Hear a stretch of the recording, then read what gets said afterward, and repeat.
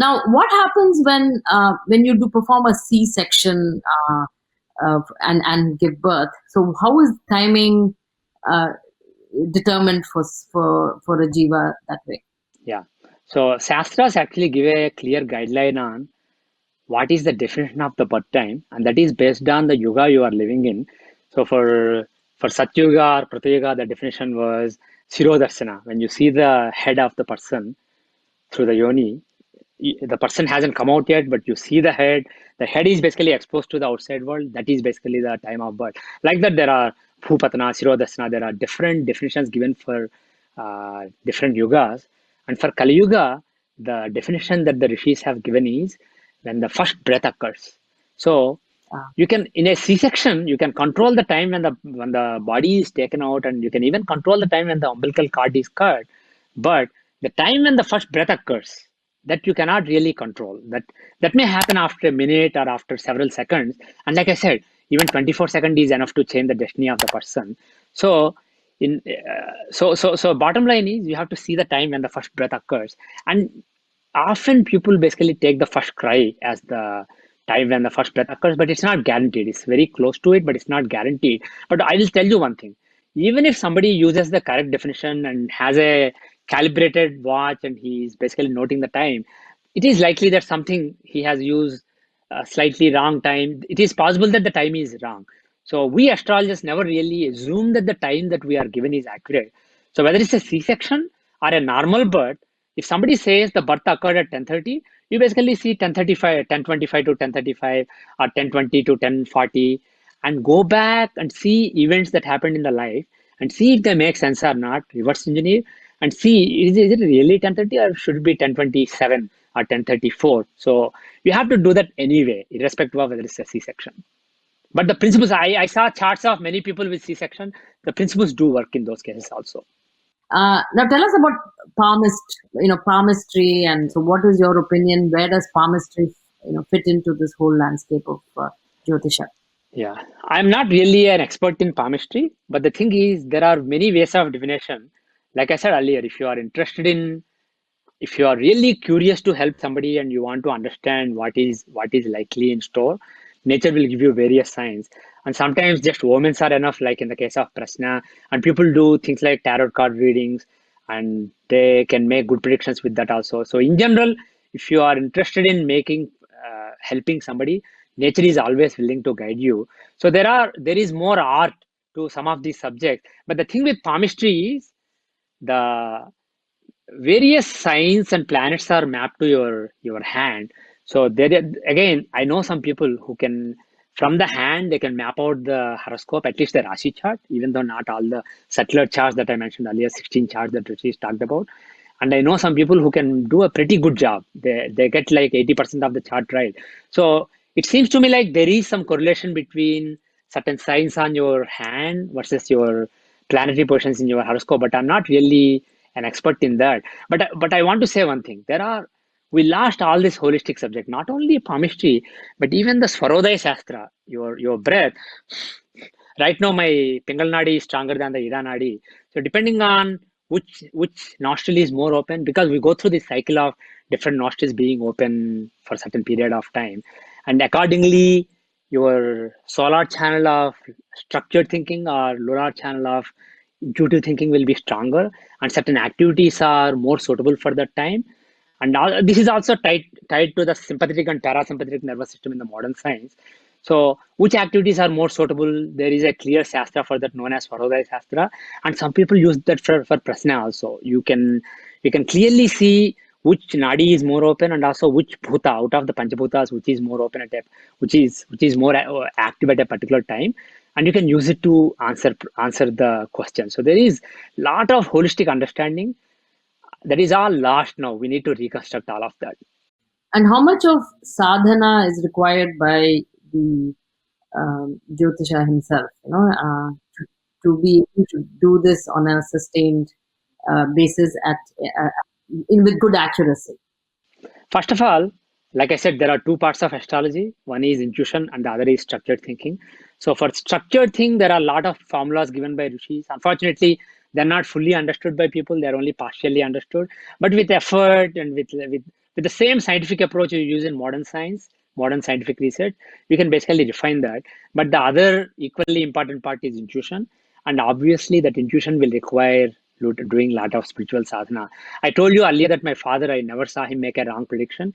He used to spend 2-3 hours every day doing various sadhanas. And he had one sadhana that is very difficult to do in kaliyuga, which is never speaking lies. He never, even in very inconvenient times, he never spoke lies and he always was truthful. So having some sadhana like that, having some spiritual practice will really help. And I know some astrologers who make excellent predictions even though they are not spiritually inclined and don't do sadhana, but that is basically sadhana from the previous lives carrying into this life as their fortune. But in general, you are better off doing sadhana. And apart from enabling your intuition to work effectively, there is another very important point that astrologers have to remember, which is I told you earlier that you have this karmic pipeline and you're always throwing new balls into the pipeline of karmas with the actions that you are engaging in right now. Astrologers' action of helping somebody, giving some suggestion. Oh, you are looking for a job. It's unlikely that you will get a job in the next 2 months. Actually, take a course now to refresh your resume and then try after 2 months. Suppose I give that advice to somebody, that advice may alter his momentum of karmas. It may alter the trajectory of his karmas. It is basically changing the pipeline of his karmas. So my act of giving an advice itself is a new karma for me. So this karma has an impact on somebody else's karmic pipeline playing out. So it will become a karma for me. And especially if you do it with kartrutva bhava, in other words, with a sense of doership. I am doing. I am a great astrologer helping people. If you do that, and even if you pretend to be humble, even if you are genuinely humble, there is some percentage of ego there. Without it, you cannot function in this world. So there is that sense of ownership over that karma. And because of that, that becomes a new karma for you. So astrologers, knowingly or unknowingly, are constantly accumulating new karmas. So at least to take care of those karmas so that they don't get in trouble in a future life, they really need to do a lot of sadhana. Okay, that is that's interesting. Talk to us. You spoke about Prashna, but there is also this Nadi Josium, which is very popular in the south. Uh, what is Nadi Josium? They say that these are records that are written years ago about every person and their future. So tell us about Nadi Josium. How authentic is it? What is your view on it? So there are two parts. One is there are nadi granthas that give specific predictions for various people, and then there are some classics that give you some principles using which you can make predictions. So, for example, there is a book called Devakeralam, also known as Chandrakala Nadi, that gives various principles.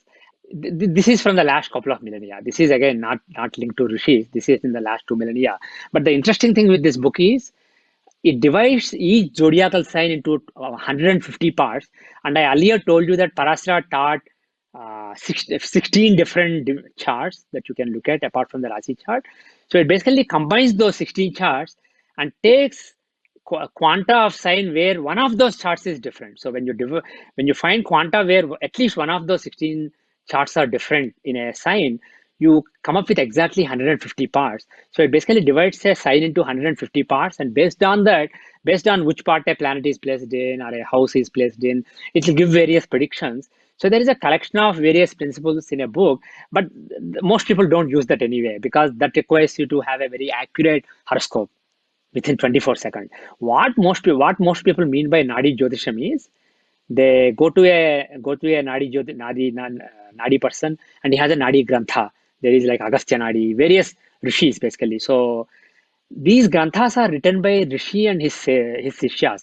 Some disciples sat down, they anticipated, God knows using what principles, they anticipated that 2000 years later or 1500 years later, somebody will come with this horoscope, this exact horoscope with questions, and they basically gave down various past things and also future things. So they ask, first they have to locate your page there. They ask you various things. Some people take your fingerprint and use that, and some people ask your name, your father's name, your mother's name, and some specific questions about your past, like what kind of job you're doing, what is your wife's name, etc.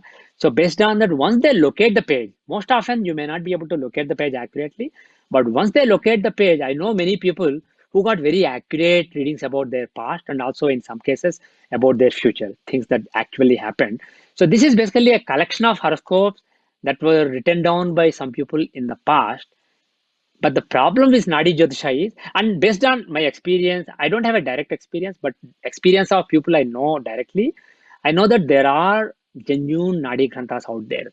And the people who are operating those are non-commercial and they are basically doing it as service. But always when there is something genuine, there'll be something fake alongside it because this is kaliyuga. So there are people who are who market nadi granthas and they don't really have any good nadi grantha, and they use unscrupulous means to know some things about people who are coming to them. So basically they convince the people and then they give some predictions, and people who went to such people, the predictions don't come true. So the bottom line is the there seems to be something genuine there, but it's not really reliable in the sense that you don't know for sure if the person is genuine or not. If you know that there is a person who's operating an Adi Gandha who's really genuine, you can benefit from it. Otherwise, I basically advise staying away from it. And moreover, as a scientifically inclined person, I'm more interested in finding the principles using which I can make such predictions rather than taking a compendium of predictions written long back. Now tell us about Bhrigu Samhita now and past lives.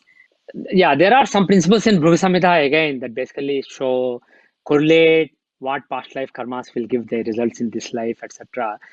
But I want to make one point here. There are 18 seeds of Jyotisha. Bhrigu is one of them. But the Shastras say that for Kaliyuga, the main seed is Parasara Maharshi, father of Vedavyasa. So Bhrigu Samhita does have some valid principles, some very useful principles, some I used to. But we are really better off, given that we haven't completely understood the teachings of Parasara, who's really the seed for the age we are living in. We will be better off spending our efforts trying to decipher what Parasara taught. He specifically says in many places there is a lot of subtle science here, but the intellectual pygmies of Kaliyuga will not be able to figure it out. So this is what is appropriate for them. He specifically says. So we intellectual pygmies of Kaliyuga should focus on that. Thank you for watching. You can subscribe here and also hit the bell icon to make sure you get notified. To donate, please click this button.